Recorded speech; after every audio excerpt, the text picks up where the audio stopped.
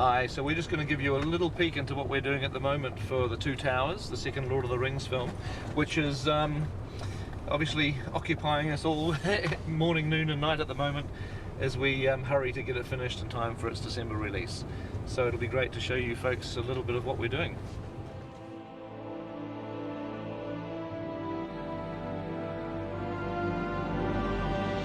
The title, The Two Towers, refers to the Tower of Orthanc, which is where Saruman, Christopher Lee's character, is based, and the Tower of Barad-dûr in Mordor, the home of Sauron, and the two are in alliance. And it's the moment in which Aragorn has to decide whether or not he is going to really embrace his destiny as the king of men, because this is a time when mankind needs its king. It's a story of genocide to some degree, of these two evil forces deciding that the race of mankind itself, must be eliminated from the face of the earth, and they attempt to do that.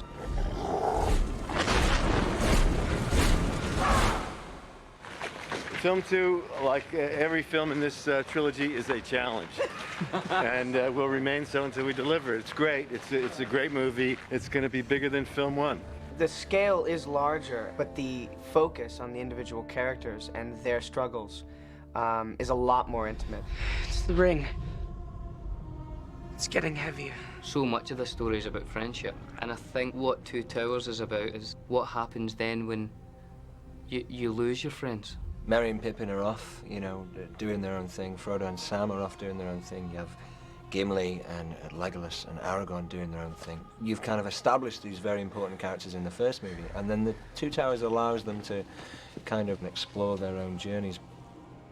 There are new cast members, some significant new cast members that join.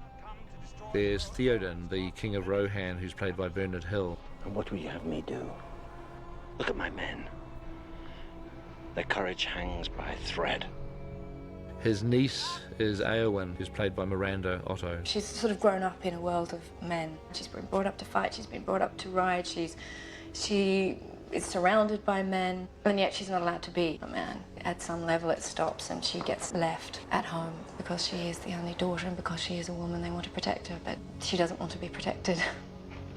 Eowyn's brother is Éomer, who is played by Carl Urban. He walks abroad, they say.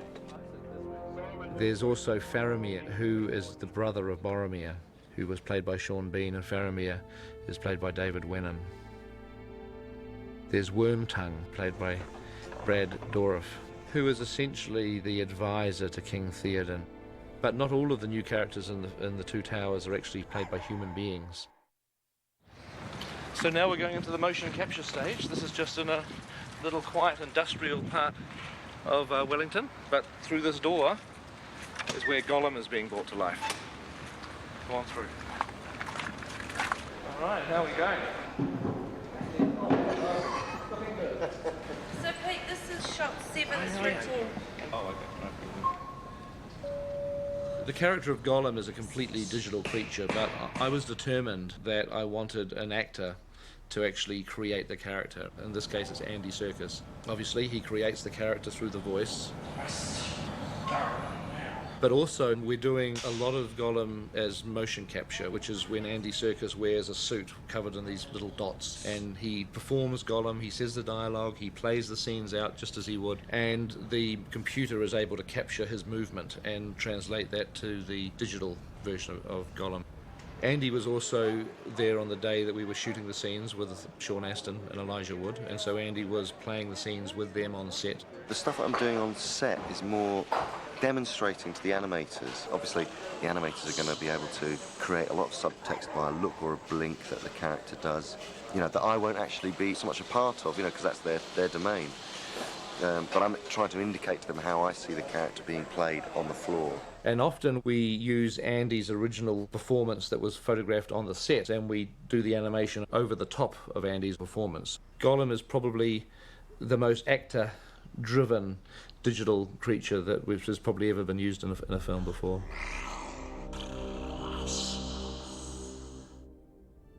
So while Elijah and Sean were off filming all of their sequences with Gollum and Aragorn, Legolas and Gimli, we're getting acquainted with the Rohan. we were down in the South Island. This countryside, this landscape was just phenomenal. The Two Towers introduces the country of Rohan, which is a country inhabited by human beings. Very Viking-like, Norse sort of based. And Edoras is the capital city of Rohan. Tolkien describes Edoras very vividly in the books as being a city of wooden buildings on like a hill in front of a range of snowy mountains. When we were originally doing our location scouting, I said, look, we've got to find somewhere in New Zealand, there's got to be a hill like this that's in front of the mountains that we can find. So they went helicoptering all around the country, and they came back with a photograph of the absolute perfect hill. It was about 60 or 70 miles away from the nearest town. It was in the middle of the South Island. It was very remote. The only option was to pretty much build most of Edoras actually on this location. So we spent about 7 or 8 months actually constructing these huge buildings on top of this very, very remote hill. The end result was that in the movie we have an Edoras which is thoroughly believable, and I was able to go there and just shoot as if it was an existing location.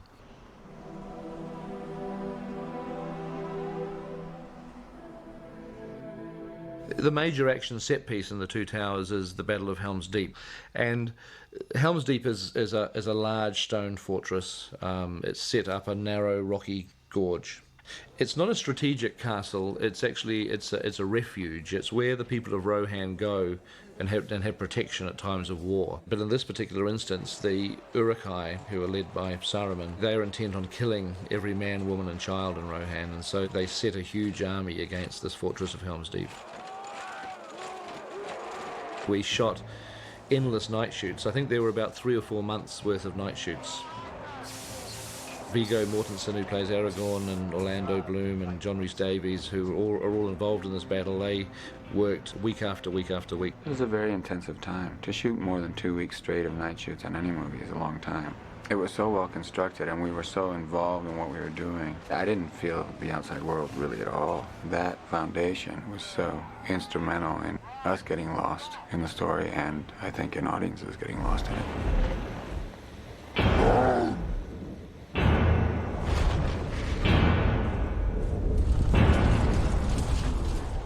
We also built a miniature of Helm's Deep, but what was interesting was that there wasn't just a model, there was a huge miniature. It was a quarter scale, but it was in itself about 30 or 40 feet wide. And it was so big that we could just photograph it with our cameras and it wouldn't look like a miniature, it just looked totally believable because of the sheer size of this huge model. And we were able then to put little computer-generated characters on the walls and in front of the castle, staging the battles.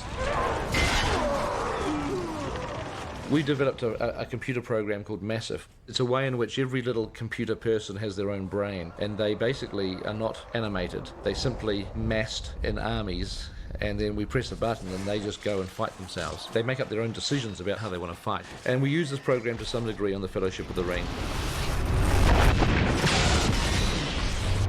But in this movie, it really comes full force against the inhabitants of Helm's Deep when 10,000 massive-driven CG Uruk-hai are marching down the valley towards the castle. How many? 10,000 strong. Let them come. It's 3 movies, but it is one story. People are anticipating the next chapter and what happens to these characters because it becomes much more dynamic and much darker and, in my opinion, much more interesting. The stakes keep getting raised higher and higher and higher, and it gets more and more perilous, and it should be more and more adventurous. I wait with great anticipation as we hold out to see what the world's audience are going to think of The Two Towers.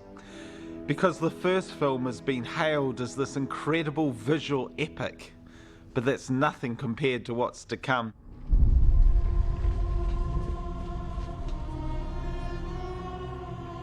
There is nothing we can do for Frodo. The quest will claim his life. The ring will not save Gondor. It has only the power to destroy. If we do not trust the strength of men, then we trust to the victory of Sauron. Rohan is weak and ready to fall, and so he will strike hard and fast at the world of men. War is upon us.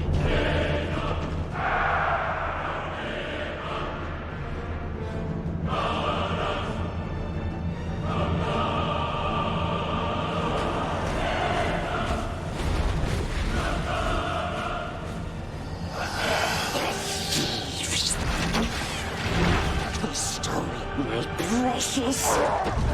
And we want it.